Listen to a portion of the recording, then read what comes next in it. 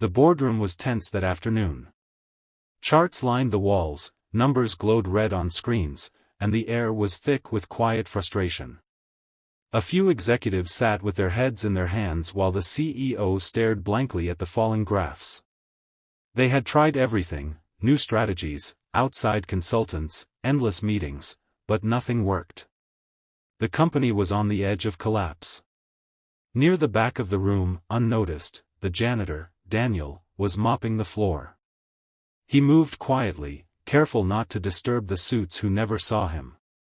He had worked there for almost 6 years, coming in every evening after everyone else had gone home. Most people didn't know that before he became a janitor, Daniel had once been an engineer in that very company. Years ago, before the layoffs, before the accident that took his wife, before life had pushed him to the edge. He had designed some of the systems they still used. Back then, he had ideas, dreams, and a small desk in the corner of the office. But when the cuts came, he had been one of the first to go. No one knew that after losing his job, and later his wife to illness, he had taken up the janitor position just to keep the insurance and the paycheck. He had a young son to raise alone, and survival became more important than pride. So, night after night, he cleaned the same floors he once walked as an engineer, listening quietly as others discussed problems he had once solved himself. That day, as the CEO sighed and said, "No one can fix this," something inside Daniel shifted. It was a strange feeling, like an old fire flickering back to life after years of darkness. He paused, gripping the mop handle, and heard his late wife's voice in his memory. She used to tell him, "Never stop believing in what you're made for, no matter how small life makes you feel." Her words had carried him through his hardest nights, when his son asked why mommy wasn't coming back, and when bills piled higher than hope. Standing in that boardroom, those words came alive again. He finished his work silently, but his mind was racing. He understood the numbers on the screens, the structure of the failing project, and the mistake no one seemed to see. It was so simple, almost painfully so, like a missing piece hiding in plain sight. He wanted to say something, but who would listen to a janitor? The same people who once ignored his designs? No. He knew better. But maybe he didn't need them to listen. Maybe he just needed to try. That night, when the building was empty and the lights had dimmed, Daniel returned to the conference room. The cleaning cart stood by the door, the air smelled faintly of coffee and disappointment. He sat down at the long table, pulled a discarded report from the trash, and turned it over. Using a dull pencil he found near the window, he began to draw. His hand trembled at first, but then moved with purpose. Line by line, the solution took shape, an adjustment so small it could save millions.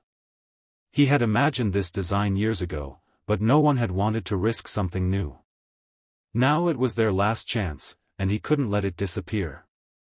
As he worked, memories washed over him. He thought about the nights he stayed up with his son, helping with homework he could barely afford the books for. He thought about his wife's laughter, the way she believed in him even when he didn't believe in himself. He thought about the moment he took this job, ashamed but determined, telling himself it was just temporary.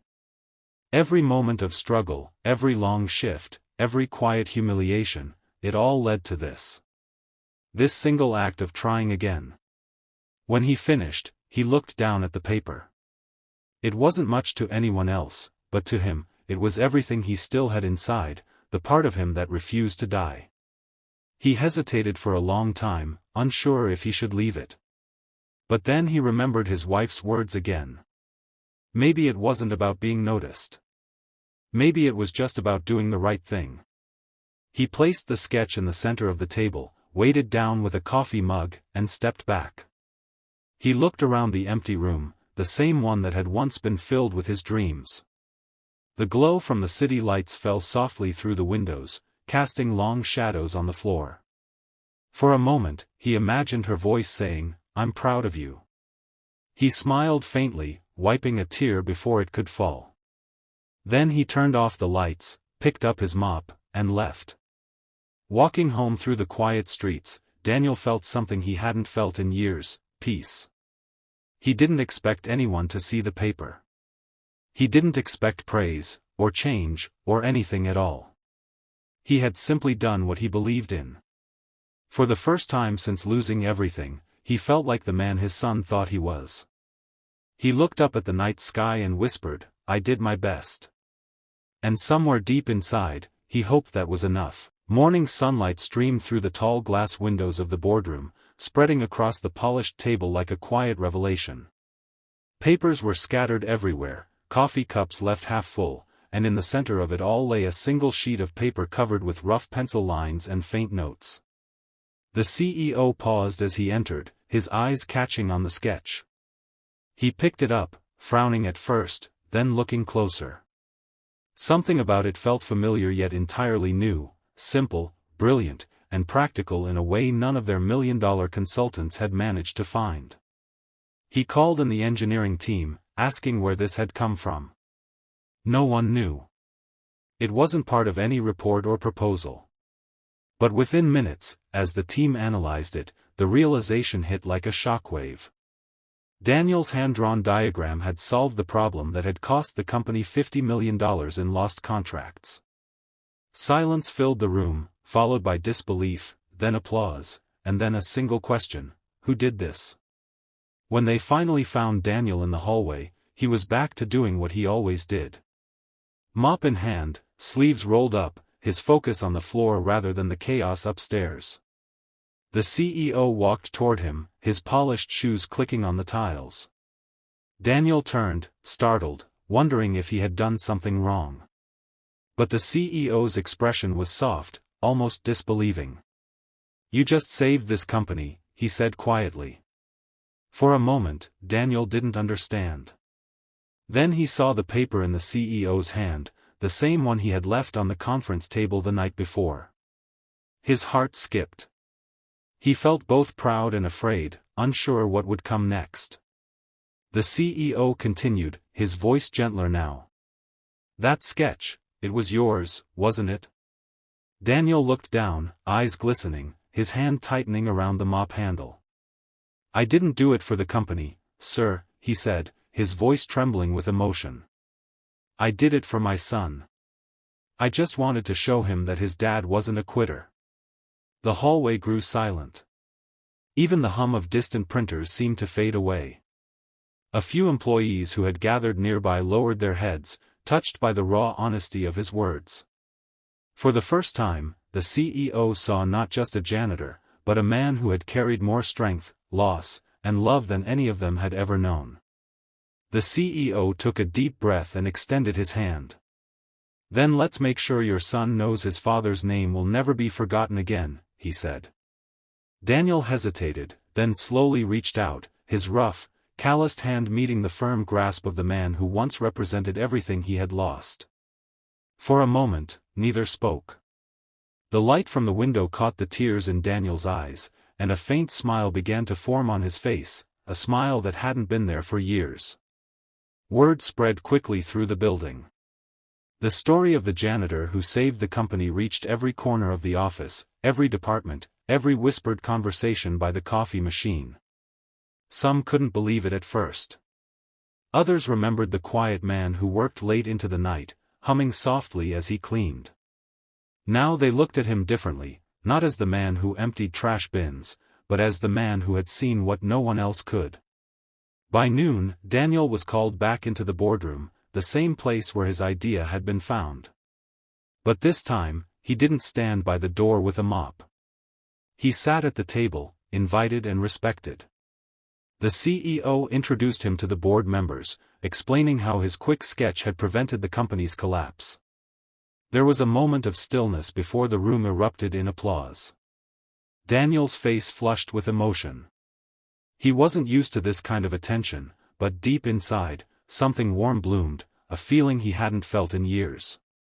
He thought of his son, who would be coming home from school soon. He imagined the look on the boy's face when he told him what had happened. For years, Daniel had worried that his son saw only the uniform, the broom, the quiet life of someone who had given up. But now, that image would change forever. After the meeting, the CEO walked him out, placing a hand on his shoulder. "You know," he said, "sometimes the people who work the quietest carry the loudest answers." Daniel smiled at that, nodding slowly. "I just did what I could," he replied. The CEO paused, then said something that stayed with him forever, "And that's exactly what makes you extraordinary." That afternoon, a formal announcement went out across the company. Daniel was reinstated, not as a janitor, but as a senior consultant for engineering innovation. His name was printed in the internal newsletter, alongside a simple headline, "Former engineer saves company with one sketch." When Daniel returned home that evening, the sunset painted the sky in shades of gold and crimson. His son, Ethan, was waiting by the window, backpack still on, excitement in his eyes. "Dad," he said, "they were talking about you at school. Is it true? You fixed it?" Daniel chuckled softly, kneeling down to his son's height. "Yeah," he whispered, "I guess I did." Ethan threw his arms around his father, and in that embrace, Daniel felt every hardship, every night of doubt, every tear that had fallen finally find its purpose. He had done it, for her memory, for his son's pride, for himself. Later that night, after Ethan had gone to bed, Daniel sat by the window with a cup of coffee. The city lights flickered below, just as they had every other night. But something felt different. The heaviness in his chest was gone. For the first time in a long time, he felt whole. He thought about his wife, about how she used to tell him that even the smallest spark can light a whole room. He looked up at the stars and whispered, "You were right." Somewhere deep inside, he knew she would be proud. The next morning, when he walked into work, people greeted him with smiles and respect. Some shook his hand, others simply nodded. The same floors he once cleaned now led him to a new office with his name on the door. But Daniel never lost the humility that carried him through. He still greeted the cleaning staff by name, still stopped to chat with the security guard, still remembered where he came from. Because for Daniel, success wasn't about titles or applause, it was about proving that no matter how far you fall, you can always rise again if you hold on to who you are. And that belief, more than anything, was the legacy he hoped his son would carry forward.